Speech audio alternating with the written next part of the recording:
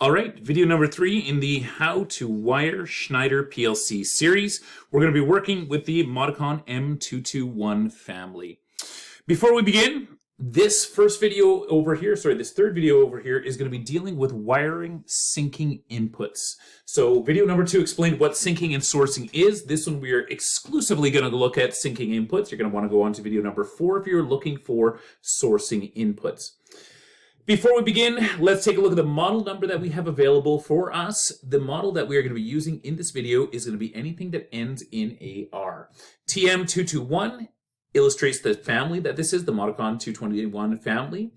Next, you're going to go and have one or two letters, C or M or CE or ME, that are going to be there telling us that it's either a cartridge style or a monolithic style or a cartridge with Ethernet or a monolithic with Ethernet. And then you're going to go inside of your part number have two more numbers that are going to tell you the total number of I/O points. Doesn't mean you got 16 inputs and 16 outputs. It means you got a grand total of both of those combined. So check your PLC that you're working along with. If it does end in an R like this and starts with the TM221, you've got the right one. Follow along. You will see exactly what you need to have. Let's start by referring to our data sheet. The data sheet inside of here does give you a couple of options. We do have syncing wiring and we have got sourcing wiring. We are not dealing with any sourcing wiring, so we'll stick with this syncing wiring alone. Remember that syncing was when I have got my 0 volt or my DC connected to my common over here. So we see that we've got this external jumper connecting this to the common. The reason it's external is that I can use an alternative power supply. I see that I have also got 24 volts that I can take from my PLC, my R-type PLC. I take it through some form of overcurrent protection, then I distribute it out to the rest of my inputs, that single hot stinger, and then we take it back down to my inputs through whatever my field devices themselves are going to go and be. We'll also note that there is the option for us to go and use fast inputs. And those fast inputs inside of this family operate at 100 kilohertz that we are going to go and have. I'm sorry, I'm having trouble spelling this over here. But 100 kilohertz is going to be the speed that they can pick that up. So we'll see those used for optical sensors off of rotational machines, magnetic sensors off of rotational machines, infrared light from remote controls, anything like that. You can go and feed into one of these. These are going to be inside of my I0, I1, or I6, I7. There's only 4 of them that are going to be fast enough to go and utilize that. Okay, let's take a look at our actual data sheet that we have for these. They do give us a bunch of different models. We got the 16s, the 24s, and the 40s. The one that we're going to be working with is going to be the 16, which has got 5 regular inputs, and then it's going to go and have the 4 fast inputs as well. And of note to us is just the voltage range that this thing operates at. 24 volts is what it's rated for. I'm just going to draw a little bar graph over here. We're going to say that this is 0 volts, this is 24 volts. But within that 24 volts, we have got voltages at state. And the ones that we want to look at will be the voltage at state 1 and the voltage at state 0. Voltage at state 1 tells us that for me to see a 1 or a high or a logical true, whichever you want to call it, I need to have more. That's the sign for more than 15 volts DC. So we've got a breakpoint kind of inside of here at 15 volts. Anything above here is seen as a logical 1 or a true. We've also got a guaranteed 0. Anything that is below 5 volts is seen as being a logical 0. What that also leaves us with is it leaves us with this area right over here. And this is going to be what we refer to as the undefined region. This undefined region, if I bring a voltage in, let's say 12 volts, for whatever reason, you mix up your inputs, you bring in a 12 volt, that 12 volts is going to trigger something. Undefined region does not mean it doesn't trigger anything. It just means that Schneider refuses to guarantee what it's going to trigger. It could trigger high, it could trigger low, but it's not their problem because they've warned you and you are the one bringing it into that undefined region. So stay out of that undefined region. It's got a nominal 24 volts. That's what you should be feeding in. If your supply is a little bit higher, a little bit low, we see that between 19.2 and 28.8 volts is going to be fine. Last of all, we do see as well that 7 milliamps over here is going to go and be my maximum rated input current. In other words, that's all the current that it takes. These are very, very low draws. So we don't need very large gauge of wire, just big enough to deal with their voltage drop. That's about it. There is also the embedded power supply that we're going to go and take a look at, looking at this over here, that's where my embedded power supply is. We're just going to go back a slide here. But my embedded power supply is going to be 24 volts, so I can use it to feed these inputs, and it's going to be a maximum of 250 milliamps. Now, if I take a look, my total number of inputs that I'm going to go and have is going to go and be 9 inputs at 7 milliamps a piece. You can round up to 10, that would be just under 70, so 63 milliamps of total current being fed out of this 250 milliamps. So it's more than large enough to supply the current we need to operate. Let's take a look at a DC path for these ones over here after we examine my AC. The very first thing we're going to note is that we've got the same power paths as what were shown inside of video number 1. We feed AC into my fuse holders. That's these ones over here. From my fuse holders, I run my AC into my power supply. And that's off of this R style, this CE16R, which is fed with 120 volt AC. That's all been taken care of. We're going to only examine the DC path. So the very first thing, since we said we're going to be syncing, is we are going to go and make a jumper, an external jumper from my 0 volts, that would be my negative, to my common. Once we've got that 0 volts in there, what we're then going to do is we're going to go and take my line out. We're going to run it through a fuse holder. That's what we have over here, is going to be a DIN rail style fuse holder. And then I'm going to distribute to all of my field devices. We only have 2 field devices in here. That's fine. We then take those down to the actual inputs they're going to go and plug into. And that's it. That is all we need to go and have. Of these, the most critical component, and the one that is usually forgotten, is this one over here. Everybody's pretty good about bringing 24 volts out. Not everybody puts in a proper fuse holder over here, but most people will get the 24 volts out at least to their field devices, send them back in. But remember, if you watch through video number 2, there has to be a complete path for current to go through, inside, and back to the supply. We'll just draw it in with blue over there. If we trace this through, we see that we can go and supply from my 24 volts. We can go through one of my field devices, and as soon as I get inside, I'm then able to go and return back to my supply, this being the onboard supply. Always track that through. Always make sure you place that little jumper in. Okay, we're going to take a look at a little bit more complex one. This more complex one over here, what we're introducing is we have got a sensor over here. And we're going to go and use that sensor to go and pick up rotational speed. We'll tie this into one of my high speed that I'm going to go and have. I guess I'll label that one as that high speed sensor.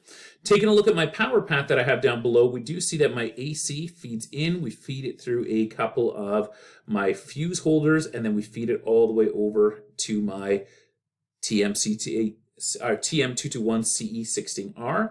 We also see that we've got a second AC supply inside of here. Here's another DIN rail breaker that is feeding into my DC power supply. And the reason we have an external DC power supply is quite simply because we have got this sensor that we have over here. This sensor is going to go and take, most of these are about 70 to 100 milliamps of current that they are going to go and take. This supply is only good for 250 milliamps over there. So it could feed maybe 1 depending upon the size, but definitely not more than 1. If you want to go and have, good operation of these or guaranteed operation without sagging the voltage away. So we're not going to go and use my onboard. We're going to use now my external one. Let's go and follow that through. So we've got our DC that has been created here by feeding in the AC. We take our negative, the very first thing, because we said that we were syncing. Syncing means we take our negative to our common over here. Okay, we're ignoring the first 2 inputs that are the internal power supply. Negative is to the common. The next thing that we are going to do is we are going to go and take in my positive. Positive is going to go through a fuse holder, and then from that we will go and feed it out to all the rest of my inputs that I'm going to go and have. And we're actually going to feed from this last one back over here. I don't like doing more than 2 wires under an input. We'll take it back to my sensor itself. If you are from North America watching and unfamiliar with these styles of sensors, they're going to go and have a color code, European color code. Brown is going to go and be positive, blue is going to go and be negative, and black is going to go and be, I'm drawing a line there, but is going to be signal. that we're going to go and have. So my red is my positive. I attach that to the brown of the sensor. We should finish up that sensor with a negative back to the supply as well. So we take this one over here, my blue, which is my negative. We'll come back to my power supply. Now we've got the sensor itself powered up. Last thing that we need to do is we need to take in all of my individual inputs. Let's start with this one here. It's a high-speed sensor. Remember that the high-speed sensors are good for 0 or I1, or they can go to I6 or I7 over there. Any one of those will take this one into I0. So we're going to go from my high-speed sensor. We are going to go and carry that into I0. And then we can take the rest of these. These are just push button. They can go into regular inputs like that. And that is now the exact same syncing style of components that we have, or syncing style layout that we have over here, but now done with a external power supply. Last thing that we will look at on this slide is just what we call this sensor. Sensor is going to be available as either NPN or PNP. The very first letter, PNP, in this case, is going to go and tell you what it distributes out of it. A PNP is going to go and put out a positive, P for positive. I know that the PNP actually refers to the transistor that's on the inside, but this is a memory trick to help you remember what it is. We want to have a positive out, right? Because that positive would then, in reference to that negative, be able to go and trigger our inputs. Last thing you can do is you can trace and make sure you've got a complete power path.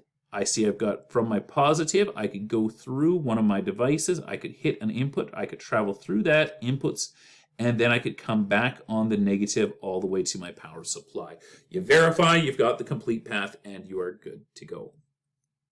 Okay, last one that we're going to look at is another one of my TM16. This one's identified with an M over it, which stands for a monolithic. It doesn't have the cartridge, but it is an R type, so a relay type as well.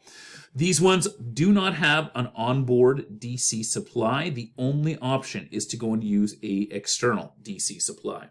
So we've already got the external DC supply in place to go and power it up because these ones require a 24 volt DC. The previous ones that we were looking at, we'll just skip back to them, were fed with AC inside of here, and this one was also fed with AC inside of there. So we didn't need that DC supply for it. This one, since we already need it to go and feed this, we're going to go and use it to go and feed the rest of my field devices as well.